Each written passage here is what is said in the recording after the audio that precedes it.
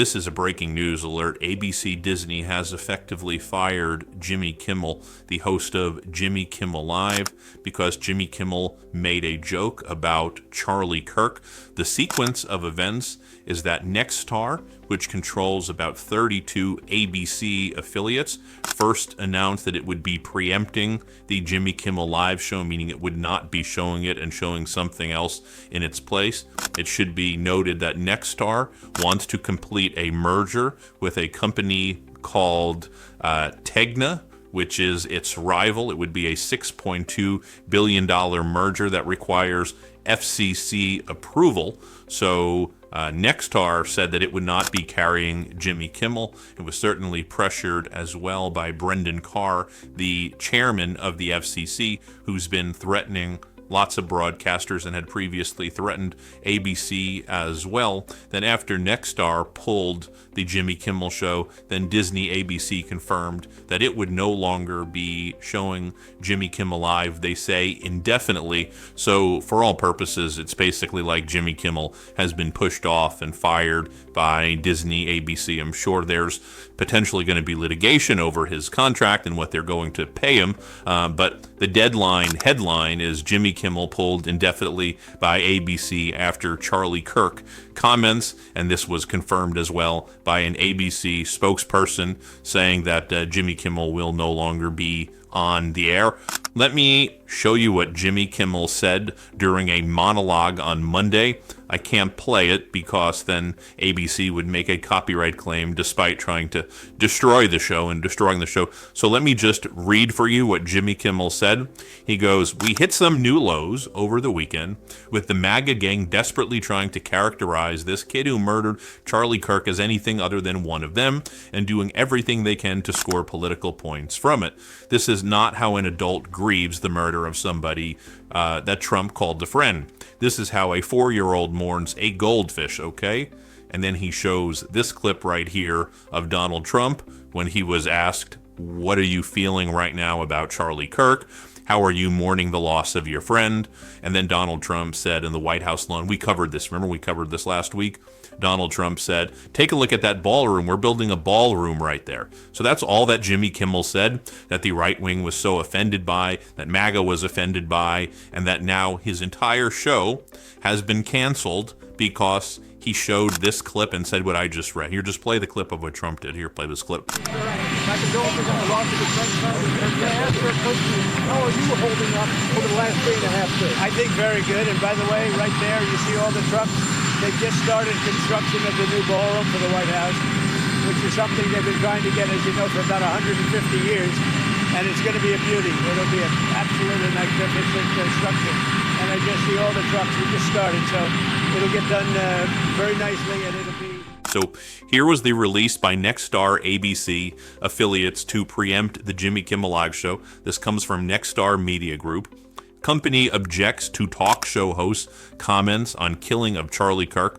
Nexstar Media Group today announced that the company's owned and partnered television stations affiliated with ABC Television Network would preempt Jimmy Kimmel Live for the foreseeable future, beginning with tonight's show. Nexstar strongly objects to recent comments made by Mr. Kimmel concerning the killing of Charlie Kirk and will replace the show with other programming in its ABC-affiliated markets.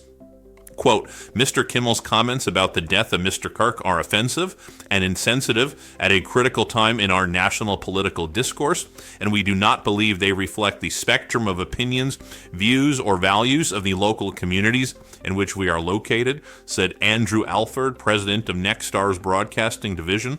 "Continuing to give Mr. Kimmel a broadcast platform and the communities we serve is simply not in the public interest at the current time, and we have made the difficult decision to preempt his show in an effort to let cooler heads prevail as we move toward the resumption of respectful, constructive dialogue." Let's be very clear. Charlie Kirk was never in favor of the resumption of respectful and constructive dialogue. Charlie Kirk spoke about hate.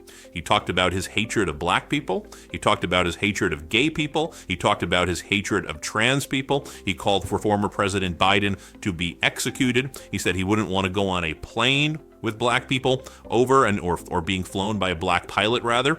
Over and over again, Charlie Kirk has spread hate. He said that black jurists and Michelle Obama and Ketanji Brown Jackson and others didn't have the mental brain power or capacity to truly hold their jobs. It's a direct quote from Charlie Kirk. He said that the civil rights movement was a complete mistake. So spare me the constructive dialogue. Charlie Kirk was a hate monger while he was alive. Now, we condemn in the strongest terms violence, but let's not rewrite history about what took place here. And by the way, I read for you the transcript of what Jimmy Kimmel said. That's the whole thing that they're getting rid of Jimmy Kimmel over. Like, what did he say there that was wrong? I still don't see what he said there that was incorrect. Maybe he's a comedian. He's allowed to do jokes. And really, Donald Trump was the one who was asked, how are you mourning? And he points to the ballroom and says, I'm building a ballroom. He can't even himself express sympathy. Now, the chairman of the FCC, Brendan Carr, wrote the following: I want to thank Nexstar for doing the right thing. Local broadcasters have an obligation to serve the public interest. While this may be an unprecedented decision, it is important for broadcasters to push back on Disney programming that they determine falls short of community values. I hope that other broadcasters follow Nexstar's lead. Now, Brian Stelter, reporter, asked for comment from the FCC chair, Brendan Carr, and Brendan Carr sent a GIF of The Office of the characters raising the roof, celebrating the termination of Jimmy Kimmel. Right-wing media influencers like Benny Johnson are congratulating Nexstar for canceling Jimmy Kimmel, and ABC Disney, thank you for standing up for Charlie. Now, earlier in the day, you had FCC Chairman Brandon Carr go on the Benny Johnson show to threaten Nexstar, to threaten ABC Disney, to threaten their local affiliate licenses, as well as the merger between Nexstar and their largest rival, Tegna, in a merger that would make Nexstar the largest owners of local TV stations.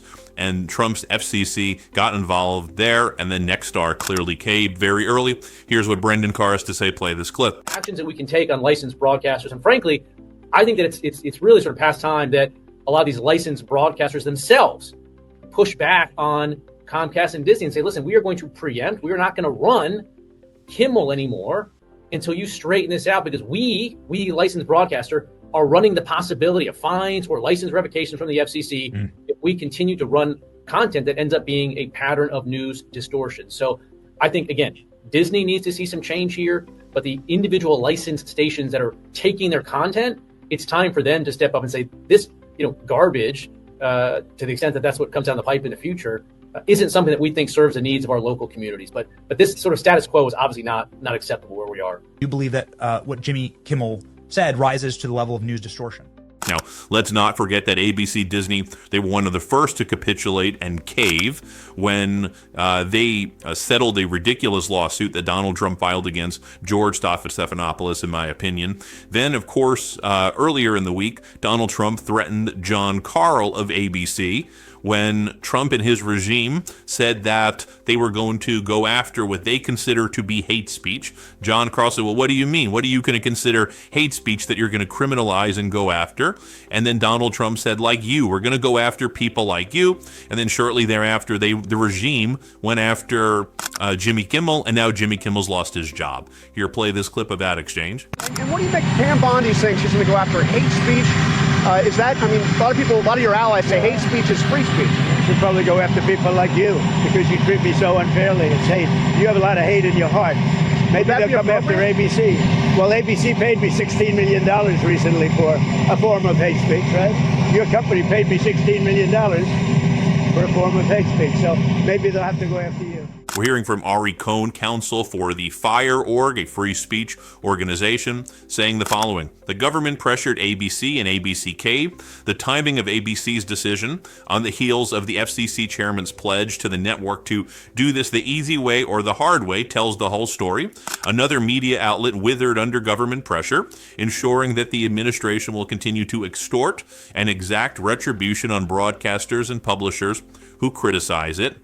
We cannot be a country where late-night talk show hosts serve at the pleasure of the president, but until institutions grow a backbone and learn to resist government pressure, that is the country that we are. Now, contrast this to what's been going on Fox. Brian Kilmeade, one of Fox hosts, endorsed just killing homeless people. Maybe we should kill them, involuntarily euthanize them, is what Brian Kilmeade said. This is what's happening on Fox on a daily basis. Play this clip. Billions of dollars to mental health and the homeless population. A lot of them don't want to take the programs. A lot of them don't want to get the help that is necessary. You can't give them a choice. Either you take the resources that we're going to give you, or you decide that you're going to be locked up in jail. That's the way it has to be now. Or involuntary lethal injection or something. Just kill them. Yeah, Brian, why did it have to get to this point? Right. I would say this. We're not voting for the right people. In North Carolina, wake up. And then you can just say we're going to kill people if you're on Fox, and then just apologize for it, and you're cool. Remember what Brian Kilmeade did here? Play this clip. And it actually happened when we were together on Wednesday, Lawrence. In the morning, we were discussing the murder of Irina Zaruska in Charlotte, North Carolina, and how to stop these kinds of attacks by homeless, mentally ill assailants, including institutionalizing or jailing such people so they cannot attack again. Now, during that discussion, I wrongly said they should get lethal injections. I apologize for that extremely callous remark. I'm obviously aware that not all mentally ill homeless people act as the perpetrator did in North Carolina, and that so many homeless people deserve our empathy and compassion. Lawrence, back to you. All right, thanks, Brian. I'll see you tomorrow. Yep. Right, more Fox in the weekend. Meanwhile, right-wing figures and right-wing influencers continue to spread lies over and over again with zero accountability. Last night, you had Ted Cruz go on CNN and lie that the political assassination of Melissa Hortman in Minnesota was committed by left-wing people and that it was Governor Walz is somehow behind it. Everything they do is just an utter lie to cause division. Here, play this clip. Funding acts of violence we should go Senator, after, but this is a left-wing problem.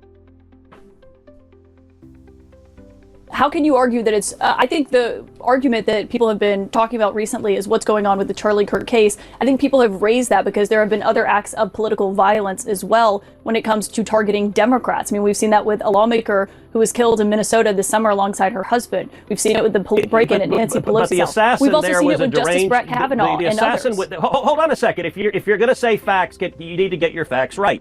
The assassin there was not a right-wing assassin acting on a political motive. The assassin there was someone who had been an appointee of Tim Walz, and he was a deranged lunatic. Of course, you had Donald Trump traveling the country during the campaign, mocking the attempted murder of Nancy Pelosi's husband and spreading false defamatory rumors that Nancy Pelosi's husband was secretly gay and invited the potential killer into his home, and that's why he was wearing his underwear. And Trump just lying and defaming Pelosi's husband and mocking the attempted assassination by a MAGA nut job. Here, play this clip. We had no terror during my administration. The only terror we had was Nancy Pelosi, who's a crazed lunatic. She's a lunatic. She is a crazed lunatic. What the hell was going on with her husband? Let's not ask. Let's not ask. I'll withdraw that statement. By the way, she's got a wall around her house. Obviously, in that case, it didn't work very well, did it? And again, we've seen this over and over again. Donald Trump refused to call Governor Walz and called him a whack job after the political assassination of Democratic leaders in Minnesota. Play this look. Minnesota's so whacked out. I'm not calling him. Why would I call him? I could call him and say, hi, how you doing? The guy doesn't have a clue. He's a mess. So, I could be nice and call him, but why waste time? Then earlier today, you had J.D. Vance saying that my friend is dead, Charlie Kirk, because of left-wing political radicalization, which again is not true. He was a guy, a 22-year-old white guy from a MAGA family, and this is what the right wing wants to do. This is what Trump and his fascist regime wants to do. They want to spread this hate and lies and use Charlie Kirk's murder as a pretext to now shut down all of the media. And they're doing it with Kimmel. Here, play this clip. That is not a both sides problem. My friend is dead because of left-wing political radicalization. And if you want to cut that out, then be honest about it and look yourself in the... And now Donald Trump has responded from his social media account. He writes the following: great news for America. The ratings challenged Jimmy Kimmel show is canceled. Congratulations to ABC for finally having the courage to do what had to be done. Kimmel has zero talent and worse ratings than even Colbert, if that's possible. That leaves Jimmy and Seth, two total losers on fake news NBC. Their ratings are also horrible. Do it, NBC. President DJT. So now Donald Trump is also calling for the firing of Jimmy Fallon and Seth Meyers, the attack on late night comedians because of Donald Trump's frail, fragile little ego. Very, very, very disturbing and very, very fascist. Now, we posted on our Substack on MidasPlus.com. Go and check it out. We've invited Jimmy Kimmel to be a host at the Midas Touch Network. I hope he takes us up on it. Go to MidasPlus.com. You'll see our article, A Message to Jimmy Kimmel from Midas Touch. And we told him we just were named YouTube's #1 channel again. We beat Joe Rogan again this past week. We're the most viewed YouTube channel in all categories in the world right now. So join us, Jimmy Kimmel. We're for free speech.